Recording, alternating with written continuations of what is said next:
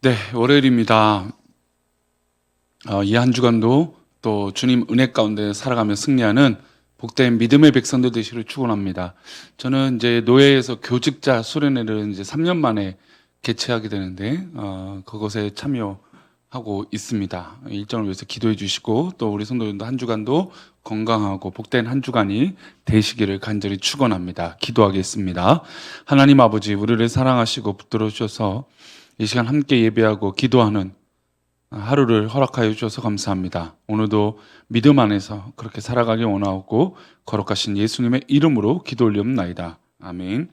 오늘의 말씀은 시편 76편입니다. 근데 맥체인 성경 읽기표 보면 이제 77편인데 우리 두 장이 있는 장이 있어서 오늘 76편, 내일 77편 뭐 이런 식으로 해서 78편까지 저와 수요일까지 함께 묵상하도록 하겠습니다. 76편 2절 말씀 제목은 하나님이 사랑하시는 나라고 하는 제목으로 말씀을 나누겠습니다. 함께 읽겠습니다.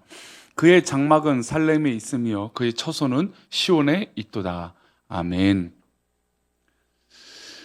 성도님들이 가장 소중하게 여기시는 것이 무엇입니까? 내가 다른 건 몰라도 이것만큼은 절대로 양보하지 않는 것. 어떤 분들은 자동차를 좋아하시는 분이 있을 수도 있고, 어떤 분들은 아내, 남편, 가족, 자녀들을 최고의 최후의 보루와 같은 그런 존재다. 뭐 그럴 수 있을 것입니다. 우리가 살다 보면 우리가 아끼고 사랑하는 애착하는 것이 있죠.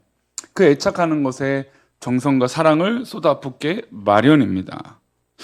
하나님께서 가장 소중하게 여기시는 존재는 뭘까요? 바로 인간이죠. 하나님께서 인간을 자신의 형상을 닮게 창조하시고 그 코에 생기를 불어넣으시고 우리가 하나님의 말씀을 어겼음에도 불구하고 우리를 구원하시기 위하여 스스로 자기 몸을 십자가에 던지시는 그 은혜를 우리에게 허락하신 만큼 하나님이 우리를 사랑하십니다.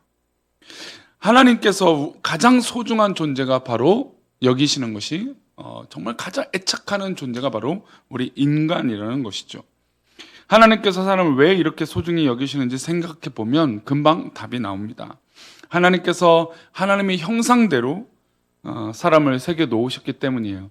우리가 가끔 살다 보면 나랑 닮은 사람, 부부가 닮는다고 그러는데 어떻게 보면 닮은 사람을 찾아서 짝을 찾는 경우가 있어요. 익숙한 거죠. 그래서 뭐 전혀 스타일이 다른 경우도 있지만 정말 좀 대부분 보면 부부가 닮아가기도 하고 비슷한 사람을 만나서 결혼하는 것을 꼭 느끼게도 합니다. 어떠한 동물이나 어떤 화려한 자연이어도 그곳엔 하나님의 형상이 새겨져 있지 않습니다. 물론 하나님의 섭리가 있지만 하나님이 닮은 건 오직 인간이라는 것이죠. 하나님의 형상이 아름답게 새겨져 있는 대상은 오직 사람밖에 없습니다. 그러니 얼마나 하나님께서 우리를 사랑하신지 알 수 있는 모습인 것이죠. 하나님은 창조의 마지막에 하이라이트로 인간을 창조하셨습니다. 어떻게 보면 창조의 모든 것의 주인공이 누구일까요? 바로 사람, 인간이기 때문이죠. 모든 자연 만물을 창조하시고 가장 마지막에 사람을 창조하시고 이미 준비한 모든 것을 누리고 살라고 하나님께서는 이미 5일 동안 창조를 진행하신 것입니다. 그만큼 하나님은 우리를 사랑하시는 것이죠. 오늘 읽은 시편 말씀에서는 하나님께서 성전 안에 거하는 사람들을 사랑하심을 말씀하고 있어요. 그 사랑을 깨닫고 느끼는 사람들이 성전 안에 누리는 행복, 기쁨이 있다라는 것입니다. 우리 2절 말씀인데요. 보겠습니다. 그의 장막은 살렘에 있으며 그의 처소는 시온에 있도다. 여기서 언급하는 살렘은 예루살렘이죠. 하나님의 장막은 살렘에 있고 하나님의 처소는 시온에 있습니다. 예루살렘에는 하나님께서 사랑하는 백성들이 있고 그들은 성전에 거하고 있으며 예루살렘과 성전을 포함하고 있는 것이 바로 시온입니다. 그래서 성전 안에 거하는 사람들을 하나님 더 깊이 친밀하게 사랑한다고 노래하고 있습니다. 얼마나 하나님이 사랑하셨는지 구체적으로 노래해요. 3절인데요. 보겠습니다. 거기에서 그가 화살과 방패와 칼과 전쟁을 없이 하셨도다. 하나님께서 성전에 거하는 사람들을 돌보고 지키며 안전할 수 있도록 인도하셨다는 겁니다. 어떤 환난도 어떤 고난도 당하지 않도록 외적들의 침입으로부터 백성들을 안전하게 지켜주셨습니다. 6절 말씀도 한번 볼까요? 6절입니다. 야곱의 하나님이여 주께서 꾸짖으시며 병거와 말이 다 깊이 잠들었도다.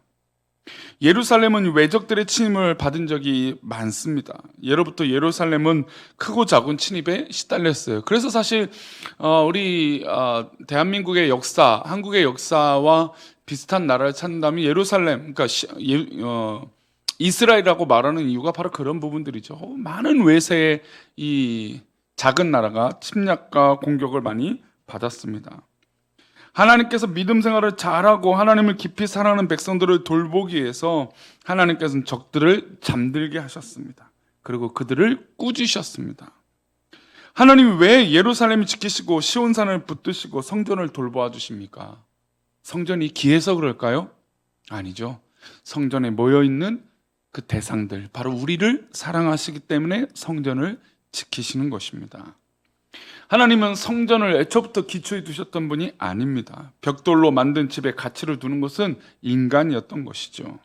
그러나 하나님께서 그 인간이 만들고 그 안에서 모여서 하나님을 찬양하고 하나님과 노래하는 그들을 하나님은 기뻐하셨다는 겁니다.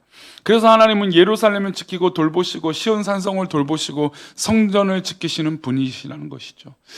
그래서 제가 참 좋아하는 이 문맥 중에 하나, 그 성경의 모습 중에 하나가 하나님이 성전을 사랑하시는데 다윗의 장막을 사랑하셨어요. 다윗의 장막이라는 건 벽돌처럼 금은이 있고 화려하게 젖었던 것이 아니에요.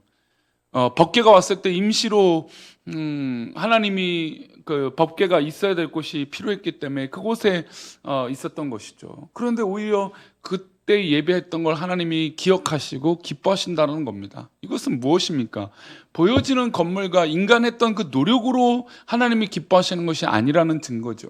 하나님은 그곳에서 진심으로 예배하고 찬양하는 자들을 기뻐하시고 사랑하신다는 겁니다. 그래서 믿음의 백성들은 착각하면 안 돼요. 어떤 착각하냐면 하나님이 성전을 사랑하신다. 하나님이 예루살렘을 사랑하시고 하나님이 시온 산성을 붙드셨다. 그러므로 우리는 시온 산성으로 대피하고 성전에 거해야만 한다. 그러니까 성전이 목적이 되는 거죠. 물론 교회 물건은 성물입니다. 거룩한 하나님의 물건인 것이죠. 그런데 이것이 어떤 의미가 하나님께서 또 하나님께 예배하는 어떤 그런 도구와 사용 물건이기 때문에 귀하지만 이것이 마치 목적이 되고 전부가 된 것처럼 해서는 안 되는 것입니다. 하나님의 사랑이 극명히 나타난 것은 남유다의 멸망 때였습니다. 유다가 멸망할 때 하나님은 성전을 불태우셨어요.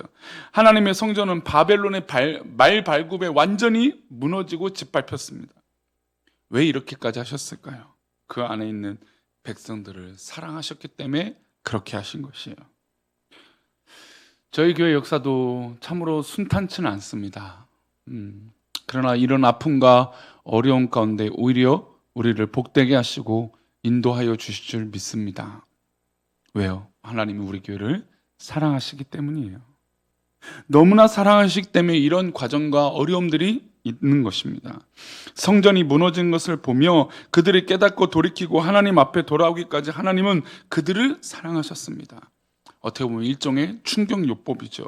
성전이 불타지만 진심으로 예배하는 자리에 하나님이 임하셨습니다. 왜요? 하나님을 찬양하고 하나님을 예배하는 그들을 하나님은 사랑하셨기 때문이에요. 성전이 불탔지만 유다라는 나라를 전혀 아까워하지 않으시고 적들에게 넘기셨습니다. 왜요? 그 백성들을 사랑하셨기 때문이에요. 오늘 우리는 이 하나님의 지극한 사랑하는 대상임을 깨달아야 돼요. 나는 하나님 사랑하는 백성이에요. 나는 하나님의 귀한 자녀예요. 그 은혜와 그 사랑을 잊지 않고 하루를 살아간다면 하나님이 내가 거하는 그곳에 함께하여 주실 것을 믿는 믿음으로 살아갈 때 아마 더 큰 우리의 삶의 영역이 기쁨이 넘치게 될 줄 믿습니다. 하지만 자꾸 어떤 대상이나 목적이 하나님보다 우선이 될 때 우리는 하나님이 나를 사랑하시는 것을 잊어버리게 되는 것이에요. 오늘 우리가 하나님 사랑의 대상임을 기억하고 오늘 하루도 주님 안에서 행복한 삶을 사시기를 축복합니다. 내가 있는 곳에 하나님이 함께 하십니다. 그 은혜를 잊지 마시고 오늘도 언제나 어디서나 하나님을 찬양하고 그 기쁨으로 살아가는 은혜의 백성들 되시기를 축원합니다. 기도하겠습니다. 하나님 아버지, 오늘도 주님의 은혜로 살아가며 승리하는 믿음의 백성들 되게 도와 주옵소서. 우리 지키실 것을 믿고 감사하며 거룩하신 예수 그리스도 이름으로 기도하옵나이다. 아멘.